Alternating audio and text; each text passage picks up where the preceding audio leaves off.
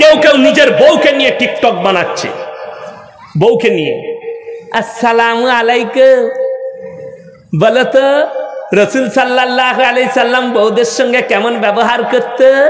বউ বলছে আর ও হারাম করে উত্তর দিচ্ছে, দিয়ে রিলস বানিয়ে ছাড়ছে। তোর বউ জাহান্নামে যাবে, তুইও যাবি, রেহাই নাই। ইসলাম পর্দা বলেছে। আমার ফেসবুক আইডি আছে, আমি এক্ষুনি মল্লাকে খুলে দিয়ে দিতে পারি যে আপনি দেখুন তো আমি কি কি ছেড়েছি। সমস্ত খালি কিরাত পাবেন, কিরাত মক্কার ইমামের, মিশরের কারীদের কিরাত পাবেন। আর আমার পরিচয়ের জন্য আমার 2-3টে ফটো আছে ওখানে, যে এটা আমি ইয়াসিন। তাছাড়া কিচ্ছু পাবেন না। যারা বিটির ফটো দেয়, যারা ব্যাটার ফটো দেয়, যারা বইয়ের ফটো দেয়, এদের থেকে বড় নির্লজ্জা পাপী কেউ নাই। সব থেকে দাইয়ুস কোনোদিন জান্নাতে যাবে না। দাইয়ুস পুরুষ সে নিজের বিবিকে যারা বাজারে ঠেলে দেয়। দুঃখের সঙ্গে বলছি, ইনি আমার সত্যিকারই অনেক জায়গায় দেখা হয়েছে, মুখ চিনা লোক। ইনি আমার বন্ধু মানুষ, আমার বড় ভাইয়ের মতো। উনার জুতো সুজা করতে হবে আমাকে, আমার থেকে বয়সে অনেক বড় সে। ভেবে দেখুন, আমি 1 মিনিটের লেগে বলছি ইনি আমার বন্ধু, খাস অন্তরের বন্ধু। আচ্ছা, অন্তরের বন্ধুর সঙ্গে আর কি হবে না, হবে না? মজাক হয় না? মজাক হয়। আপনারা আমাকে কি মনে করছেন ইনি কড়া মানুষ? আমি আমার বন্ধুদের সঙ্গে অনেক ফ্রি মিশি, খুব ফ্রেন্ডলি মিশি আমার বন্ধুদের সঙ্গে, ক্লাসের সাথীদের সাথে। আমার এলাকায়, আমার থানায় একটা মুসলিমদের মেয়ে নিজের শরীর বার করে টিকটক করছে, আর তার মা বাপ খুশি। কেন? তার ওই হারাম ইনকামে তার সংসার চলছে।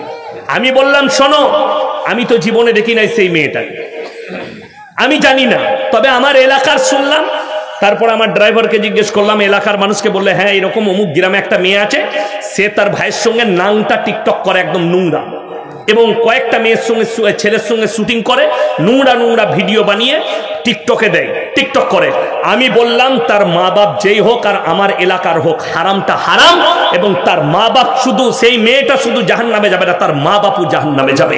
এইরকম বহু মুসলমান বাচ্চা মেয়ে, তোমার 3 বছরের মেয়ে, 5 বছরের মেয়েকে বলছে ড্যান্স কর, আর তার ভিডিওটা ফেসবুকে আর টিকটকে ছাড়ছে, আর সে মনে করছে লোকে নাইস লেখছে, লাভ লেখছে, বিউটিফুল লেখছে, এতে আমার অনেক ভালো। আমি বলছি তোমার ওই বাচ্চা মেয়ের তুমি যে আদর্শটা দিচ্ছ, আগামীতে গিয়ে এই মেয়েটা দেহ ব্যবসায়ী হয়ে দাঁড়াবে, এই মেয়েটাই বেপর্দা হবে, আর তোমার কথা মানবে না, তখন ওর পাপের ভাতটা এই মা বাপের ঘাড়ে যাবে, রেহাই নাই। ইসলাম পর্দা বলেছে।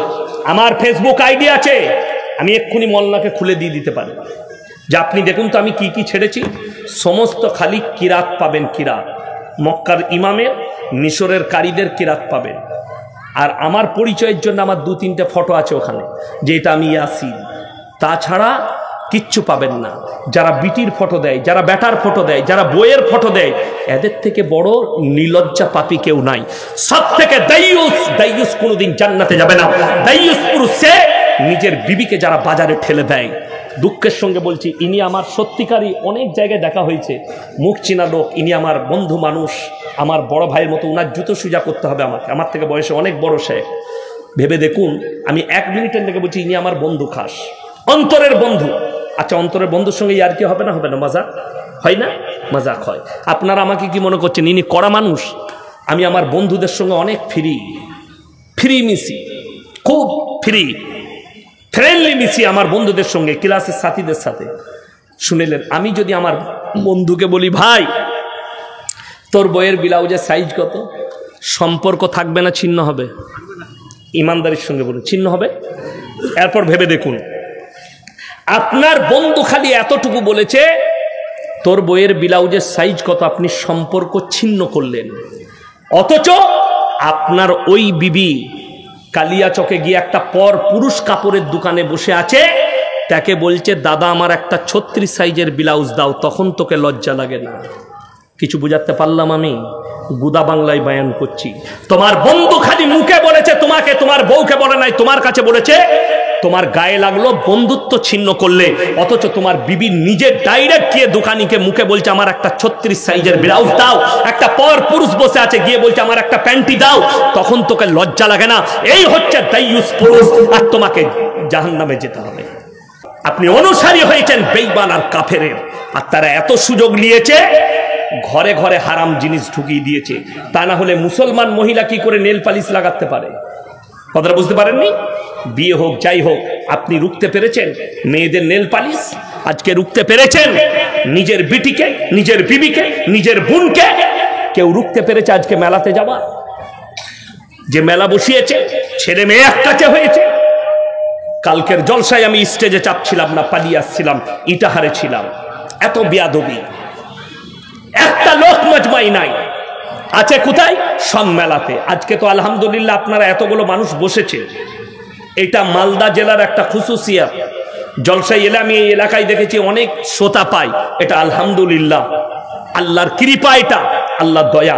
কালকে জলসার স্টেজে লোক নাই, লোক আছে মেলাতে। আমি যাওয়ার পরে তাও কিছু লোক এসে বসলো, জানি না কেন এসে বসলো। লাস্টে মাদ্রাসার আদায় করলাম, আমার ভাই, আমি তাদেরকে কঠিন ভাবে ধুলাই দিলাম যে এইভাবে আমাদের মতো বক্তাকে ডেকে বিয়াদবি করবেন না। স্টেজে লোক নাই, মেলাতে লোক বসে আছে, আর আপনি বলছেন আলেমদের অবদান কি? আলেমদিকে অবদান করতে দাওনি, আলেমদিকে কথা বলতে দেয়নি, আলেমদিকে আটকে দিয়েছ। আজকে যদি আল্লাহ রাসূল সাল্লাল্লাহু আলাইহি সাল্লাম যে ওয়ারিসকে রেখে গেছেন, যে উলামা দিকে রেখে গেছেন, এদিকে যদি ওই জায়গাটা দিতেন, আজ সমাজে সুদটা হালাল হতো না, আজকে মদটা হালাল হতো না, আজকে নেশাগ্রস্ত জিনিস হালাল হতো না। আমরা এত বলার পরেও আজ পর্যন্ত আমার মনে হয় 70% লোকও বিড়ি সিগারেট গুটকা ছাড়তে পারেনি। তার কারণ অনেক আছে। যদি বলেন কে, তার কারণ হচ্ছে আলেম।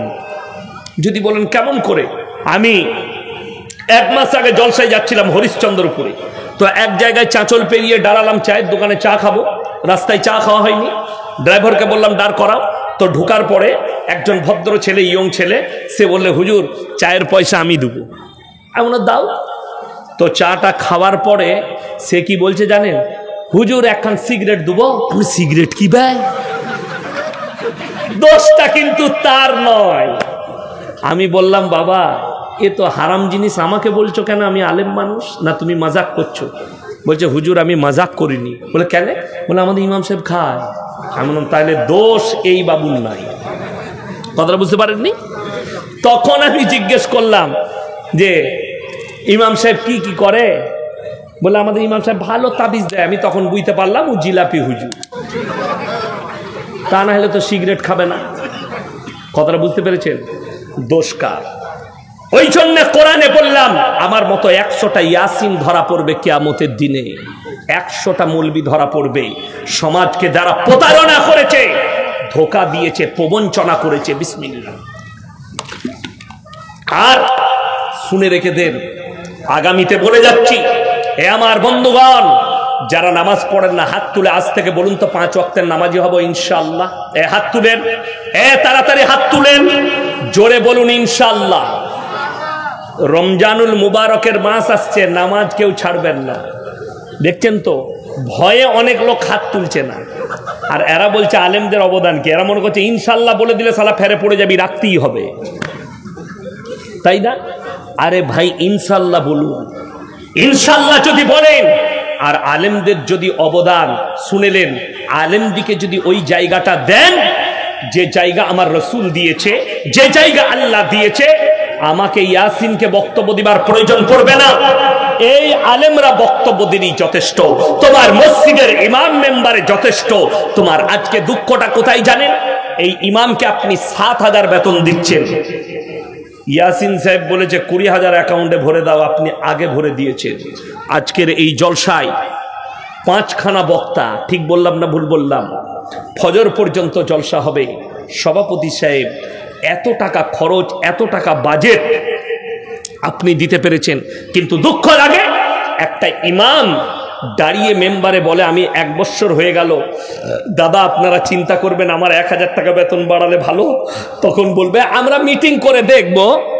তো তুই মার খাবি না, কবরে থেকে খাবে? কথা বুঝতে পারেননি? 4 লাখ টাকা খরচ করে আমার আগের বক্তা যিনি বায়ান করছিলেন, উনি আমার বর্ধমান জেলায় বুখারি পড়ায়, সিয়ারা বাজার মাদ্রাসায়, শাইখুল হাদিস। ওনার বাড়ি হচ্ছে কোচবিহার। আমি দিনহাটা ওনার এলাকায় আমি জলসা করতে গেছি। 23শে জানুয়ারি আমাকে ফোন করেছে। আমি বললাম 45,000 টাকা লাগবে, অ্যাকাউন্টে ভরে দিয়েছে। গিয়ে দেখলাম সেই জলসায় কয়েক লক্ষ টাকা খরচ, অথচ ইমামের বেতন মাত্র 7,000। কতটা দুঃখ লাগে। তাইলে আপনি আলেমকে মর্যাদা দিতে পারেননি। বিশ্বাস করুন, যাদের মনে হচ্ছে ইয়াসিন সাহেব কেন 20,000 নিচ্ছে, 25,000 নিচ্ছে, আমি ফ্রি জলসা করব গোটা বৈষ্ণবনগর থানায়। আমি মৌলবি শওকতের বেটা মৌলবি ইয়াসিন এলান করে যাচ্ছি, ফ্রি জলসা করব, তোমার ইমামের বেতন 20,000 করে দেখাও। যদি বলেন আমরা তো জলসায় 3 লাখ টাকা দিয়ে খরচ করে জলসা করছো, আপনি বলুন তো ইমামকে 15,000 বেতন দিলে কত লাগবে? কথা বলে না, কথা বলে না, বছরে কত লাগবে? 1,80,000। আর জলসায় খরচ করছেন 4 লাখ, বাঁচবে কত? 2,20,000 বেঁচে যাবে। ইমামকে 15,000 বেতন দিতে পারেননি, 20,000 করে বেতন দেন। আমি ইয়াসিন ফ্রি জলসা করব, তার মানে আমি আর জলসাই করবো না, আমি তো এসে এখানে ইমামতি করবো 20,000। কথাটা বুঝতে পারেননি? 20,000 বেতন পাবো, রাঁধা ভাত পাবো, ইজ্জত পাবো, কিন্তু বড় কষ্টের বিষয় আপনি আলেমের মর্যাদা চিনতে পারলেন না, যার কারণে আজকে সমাজ আলেমকে তুচ্ছ করার কারণে হারাম জিনিসগুলো হালাল হয়ে গেল। আলেমকে আলেমের জায়গা দিতে পারেননি বলে হারাম জিনিসগুলো হালাল হয়ে গেল। তা না হলে আপনাকে আমি এই বৈষ্ণবনগর থানায় দেখাবো, কালিয়াচক বাজারে দেখাবো, সুজাপুর বাজারে দেখাবো, আপনাকে দেখিয়ে দেবো আমি ভিটিআর মোড়, ফারাক্কার মোড়ে দেখাবো। মুসলমান লটারি কাটছে, মুসলমান লটারি বিক্রিও করছে। লটারি হারাম না হালাল? এ মুসলমান জানে, তারপরেও কারবার করছে। তাহলে আপনি আলেমকে সম্মান দেননি। যদি সম্মান দিতেন, আজ থেকে ইয়াসিন সাহেব বলেছে লটারি হারাম, আজ থেকে উলামারা বলেছে লটারি হারাম, তার মানে আমার গ্রামে যে লটারি বিক্রি করবে তাকে বয়কট করো। পেরেছেন বয়কট করতে? পারেননি। কেন? সে আপনার চাচা, সে আপনার চাচতো ভাই, সে না হলে মামাইতো ভাই, আপনি বয়কট করতে পারেননি। আর শুনে রেখে দেন, আলেমদের হাতে যদি রাজত্ব যেত, উলামাদের হাতে যদি রাজত্ব যেত, হযরতে উমরে ফারুক রাদিয়াল্লাহু তাআলা আনহু তেনার সন্তানকে বললে গাছে বাঁধো, সাহাবীরা বললেন এ আমিরুল মুমিনিন, এটা আপনার সন্তান। হযরতে উমর ফারুক বললেন আজকে যদি আমার সন্তান বলে ছেড়ে দাও, এর থেকেও বড় পাপ করবে, তাই একে যেটা ইসলামের শাস্তি আছে, একে কোড়া মারো শাস্তি দাও। জয় বলুন সুবহানাল্লাহ। আজকে বড় কষ্ট লাগে যদি নেতার বেটা, এমএলএর বেটা ধর্ষণ করে পার পেয়ে যায়, জামিন পেয়ে যায়, মন্ত্রীর বেটা ধর্ষণ করলে পার পেয়ে যায়। আপনাকে দেখিয়ে দেবো কালিয়াচক বাজারে একটা গরিবের ছেলে, এতিমের ছেলে 10 টাকা হাত পেতে চেয়েছে, 10 টাকা পায়নি, লোকের পকেটে হাত ভরে 10 টাকা চুরি করেছে, তাকে গাছে বেঁধে পিটাচ্ছে, এটা চোর, চুরি করেছে। আর যারা কোটি কোটি লাখ লাখ টাকা কমের মেরে নিচ্ছে, তাদেরকে স্টেজে ডেকে আপনি মালা পরিয়ে বলছেন ইনি হচ্ছেন সমাজসেবী, আর সবাই হাততালি মারছে। ঠিক বললাম না? সমঝদার ওখানে ইশারা কাফি है। আমি খালি ইশারা দিয়ে যাচ্ছি, আপনি খালি ভেবে নেন আপনি কাকে ডাকেন, কোন চোরকে ডাকেন। আজকে শুনে রেখে দেন, এই আলেম দিকে আপনি সম্মান না দেওয়ার কারণে, উলামাদের কথা না মারার কারণে আজকে মুসলমান জাতি নিজের পায়ে নিজেরা কুড়ুল মেরেছে। ইস ঘর কো আগ লাগি ঘর কে চিরাগ সে, তার দলিল আমি পশ্চিম বাংলায় 2টো এমএলএ দ্বারা দেবো, 2টো হারামখোর নেতার দ্বারা দেবো। মেদিনীপুরের একটা ভাঁড় নেতা আছে, সে আজকে বলছে মাদ্রাসায় সন্ত্রাসবাদী তৈরি হয়, সে আজকে বলছে মুসলমানদের ভোটে জিতে আমরা এমএলএ হয়নি। আর ওই হারামখোর, আমি আজকে আমার আইডিতে একটা বক্তব্য শেয়ার করেছি, আজ থেকে কয়েক বছর আগেকার বক্তব্য। তিনার স্টেজে আমাদের রাজ্যের একজন মন্ত্রী, গ্রন্থগার মন্ত্রী হযরত মাওলানা সিদ্দিকুল্লাহ চৌধুরী সাহেব, নাম শুনেছেন না শুনেননি? গ্রন্থগার মন্ত্রী, তিনি ছিলেন স্টেজে। আর উনি ছিলেন কে? শুভেন্দু। সে বলছে যে এই ভারতবর্ষে মুসলমানদের স্বাধীন করাতে বড় অবদান আছে, ও হারামখোর বলেছে। আজকে বলছে মুসলমানরা ভারতের নাগরিকগুলো এদিকে বাংলাদেশে পাঠাও। আজকে বলছে মাদ্রাসায় সন্ত্রাসবাদী তৈরি হয়। আমার কাছে ফটো আছে, ওই হারামখোর বসে ইফতারি করেছে, ইফতারি পার্টিতে মাথায় টুপি লাগিয়ে দোয়া করছে, ফটো আছে, ইউটিউবে বার করুন। ঠিক বললাম না ভুল বললাম? আজকে দুঃখ লাগে কেন? এদিকে ইফতারি পার্টিতে যারা ডেকেছে তারাই সব থেকে বড় পাপী। যদি বলেন কেন ইফতারি পার্টিতে ডাকা যাবে না, শুনেলেন কোরআন শোনাচ্ছি, সূরা বাকারা তৃতীয় পৃষ্ঠা, ওয়াইজা লাকুল্লাযীনা আমানু ক্বালু আমান্না ওয়াইদা খালাউ ইলা শায়াতিনিহিম ক্বালু ইন্না মাআকুম ইন্নামা নাহনু মুস্তাহজিউন। হে আমার নবী, যারা তোমার পাশে বসে, যারা দস্তরখানে বসে, তোমার নামাজে দাঁড়ায়, আর তারা বলে আমরা আল্লাহকে ভালোবাসি, আমরা রাসূলকে ভালোবাসি, আমরা দ্বীনকে ভালোবাসি, কিন্তু যখন তারা পেছনে যায় তারা বলে আমরা তো শুধু আল্লাহর সঙ্গে মজাক করতে গিয়েছিলাম।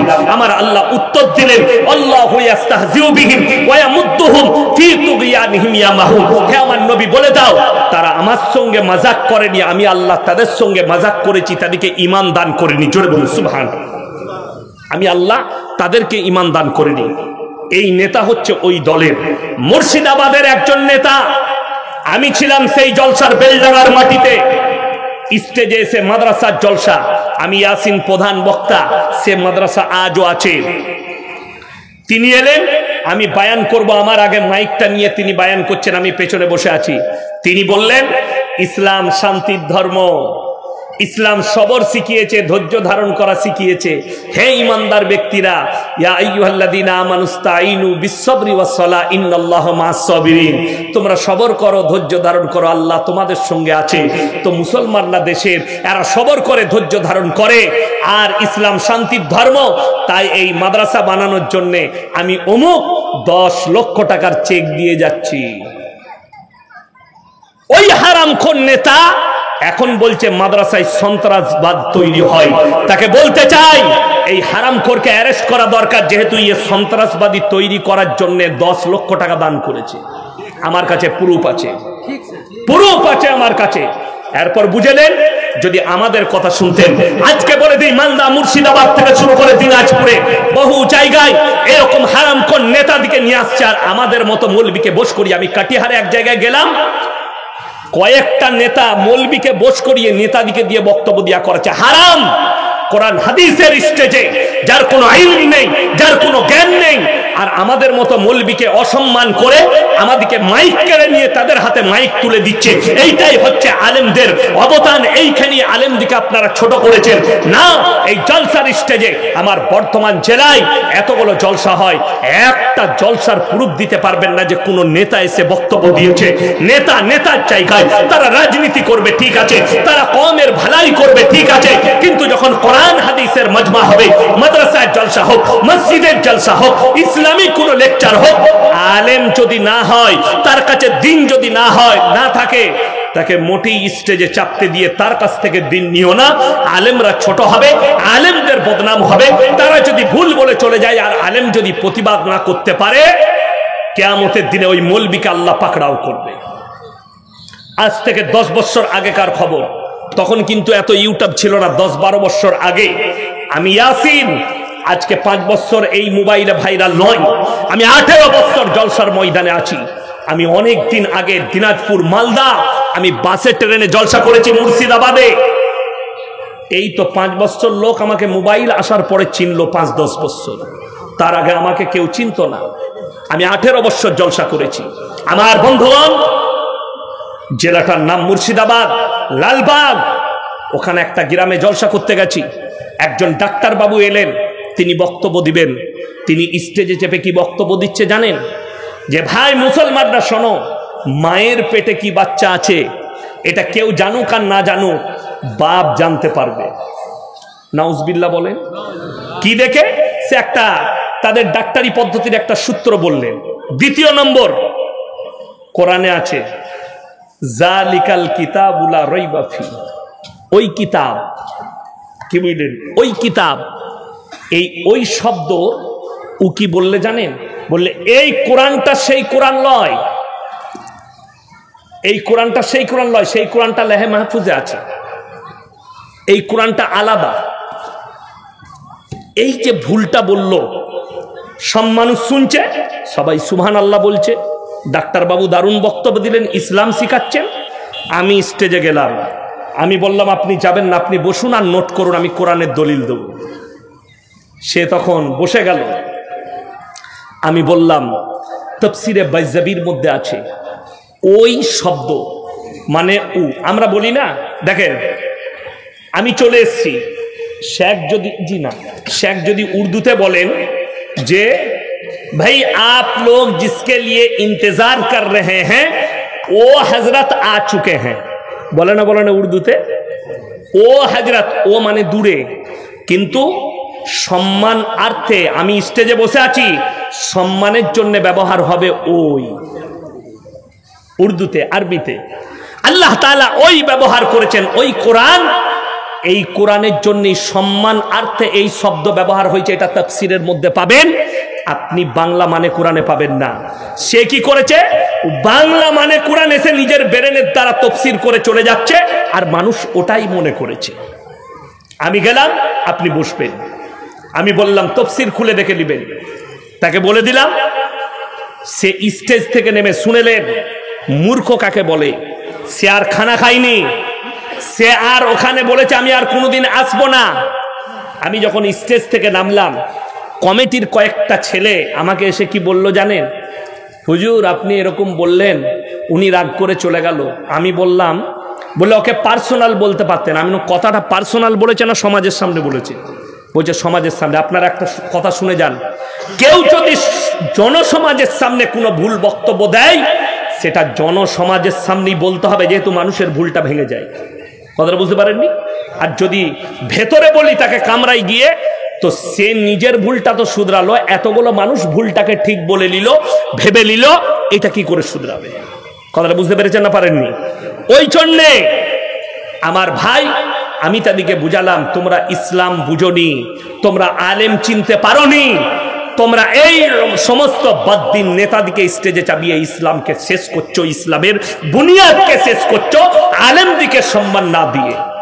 তাকে দ্বিতীয় নম্বর যে উত্তরটা দিলাম, মায়ের গর্ভে কি আছে এটা বাপ কি করে জানবে? আপনি যে সূত্র দিলেন, সূত্রটা রং, কোরআনের সূত্র শুনেলেন। তাকে জিজ্ঞেস করলাম, ডাক্তার বাবু কোরআন সত্য না মিথ্যা? উনি বললেন সত্য। আমি বললাম বাড়িতে গিয়ে খুলবেন সূরা লুকমান, একবারই শেষ আয়াত, ইন্নাল্লাহা ইনদাহু ইলমুস সাআ ওয়া ইউনাজ্জিলুল গায়ব ওয়া ইয়ালামু মা ফিল আরহাম। কিয়ামত কবে হবে আমি আল্লাহ ছাড়া পৃথিবীর কেউ জানে না। মায়ের গর্ভে বেটা আছে না বিটি বিকালঙ্গ না কালো খুড়া আছে না ভালো আছে, এটাও আমি আল্লাহ ছাড়া পৃথিবীর কেউ জানে না। আপনি ইউটিউব খুললে পাবেন। আজ থেকে 7-8 বছর আগে আমাদের দুর্গাপুরের নাম শুনেছেন? ওখানে বড় বড় কয়েকটা হসপিটাল আছে। নাম্বার 1 মিশন হসপিটাল হাটের, নাম্বার 2 হচ্ছে হেলথ ওয়ার্ল্ড। দুটোই বড় হসপিটাল পশ্চিমবাংলা। তার মধ্যে হাটের স্পেশালিস্ট হচ্ছে আপনার মিশনটা। হ্যাঁ, যদি ওখানে গিয়ে কোনো বিপদে পড়েন, থাকার জায়গা না পান, আপনাদিকে বলে যাচ্ছি, খালি আমার ফোন নম্বর নিয়ে আমাকে ফোন করবেন। ওখান থেকে আমার মাদ্রাসা একদম কাছে, খুব কাছে আমার বাড়ি, একবারই রোডের ওপরেই আমার মাদ্রাসা। ইনশাল্লাহ এসি মেহমানখানা রেখেছি, আমার বাড়িতে খাবেন, মেহমানখানায় থাকবেন। আপনাদিকে বলে যাচ্ছি, আমার নম্বর নিয়ে রাখেন, একদম কাছে। শুনেন আমার ভাই, ওই মিশন হসপিটালে আজ থেকে 8 বছর আগে ডাক্তার একজন মায়ের গর্ভে বাচ্চা ছিল, ডাক্তার মেশিনে পরীক্ষা করেছে, বাচ্চা সুস্থ, সকালে সিজার করা হবে, সুন্দর আছে। যখন বাচ্চা পয়দা হয়, গোটা বাচ্চার শরীরটা ফাটা ফাটা একটা নীল কালারের দাগ, অন্যরকম একটা, অন্য যুগের দেখবেন ফিল্মে দেখায় সেই ধরনের নীল কালারের বাচ্চা। বাচ্চাটা ঘন্টায় কত কিলো করে বাড়ছিল। একবারে মায়ের স্তনের দুধ খেতে গিয়ে রক্ত বার করে দিচ্ছিল। সেই বাচ্চাটাকে ইঞ্জেকশন দিয়ে মারা হয়েছিল। তারপরে সেই বাচ্চাটাকে নিয়ে দিল্লি জাদুঘর নিয়ে চলে যায়। ডাক্তার রাত্রেবেলায় বলল সুন্দর, সকালবেলায় আল্লাহর কসম খেয়ে বলে যাচ্ছি, পয়দা হতে যদি 1 মিনিট বাকি থাকে, আর ডাক্তার যদি বলে বেটা, আমার আল্লাহ যদি চাইতে ওটা মেয়ে পয়দা হবে। ঠিক কিনা কথা বলে? এটা ইসলাম, এটা কোরআন। চলুন আগে চলুন, কোরআন শুনেলেন। সূরা আল ইমরান প্রথম পৃষ্ঠা, ইন্নাল্লাহা লা ইয়াখফা আলাইহি শাইউন ফিল আরদি ওয়ালা ফিস সামা ওয়াল্লাযী ইউসাউবিরুকুম ফিল আরহামি কাইফা ইয়াশা লা ইলাহা ইল্লা হুয়াল আজিজুল হাকীম। মায়ের গর্ভে বাচ্চা দান করি আমি আল্লাহ, আমার ইচ্ছা মতো আকৃতি দান করি, আমি কারো পরামর্শে আমি আল্লাহ কাজ করি না। জোরে বলুন সুবহানাল্লাহ। আমি কারো পরামর্শ দিই না। আপনি আলেম চিনতে পারলেন না? আরে সমাজের আলেমদের উচিত, আজকে শুনে নেন, আজকের কম এই স্টেজে জলসা করতে আসছে, স্টেজটাকে আপনারা হাসি মাজাকের খোরাকের জায়গা বানিয়েছেন, স্টেজটাকে আপনারা মাজাকের জায়গা বানিয়েছেন। কেউ এসে গান করছে, কেউ এসে বাউল গাইছে, কেউ বাউল দুষ্টমের মতো কথা বলছে, কেউ এসে গল্প গুজব করছে। বাংলাদেশে দেখেন কি চলছে বাবারে। বক্তা কি বুঝলেন, ঘাট এ দেখেন আমার চুলগুলো কত বড় বড়, আমি সময়ই পাই নাই চুল কাটার। একদম বাস্তব কথা বলছি। আমার যে ছেলেটা চুল কাটে তার নাম হচ্ছে পলাশ। মানে সবাই কাটতে পারে না দাড়ি, তো সে জানে যে দাড়িগুলো রাখতে হয়, খুব ভালোবাসে। আমি তাকে ফোন করে বলি এই সময় হবে, সে যদি বলে হ্যাঁ স্যার এখন আসবেন না, আমি যাই না। আমি সেদিনে ফোন করলাম এই যাবো, বলে এখন প্রচুর ভিড় আছে। মনে তাহলে আমি মালদা থেকে ঘুরে আসি, 2 দিন প্রোগ্রাম আছে, তারপরে আসবো। এই রমজানের আগের দিনে আমি চুল কাটবো। 28 তারিখের জলসাটাও আপনাদের এখানে কালিয়াচকের কাছে আছে, শেষ জলসা। তারপরে 1 তারিখ থেকে আমার তারাবি স্টার্ট। আমার ভাই বাউল বুষ্ট স্টেজে খালি, আপনারা সবাই একবার বলুন তো সুবহান আল্লাহ, বলুন জোরে, আর একবার বলুন আলহামদুলিল্লাহ। বাংলাদেশে বক্তা খালি বলছে এসে মাল ঘাড়ে চেক করল, বুঝে কর জি কি। আর বক্তাও সেরকম আছে। আর একজনকে দেখছিলাম কালো কিটকিটে আর মানে মাথায় কালো পাগড়ি, কালো জামা, দেখতেও কালো কিটকিটে উগান্ডার মালের মতো। সে বলছে কেউ নেন, আল্লাহ এটা কি জিকির। এদিকে কেউ প্রতিবাদও করে না, কোনো আলেম নেই। আলেমদের অবদান এইটা, ঘাড়ে ধরে স্টেজ থেকে নামাতে হবে। স্টেজে যদি কেউ গান করে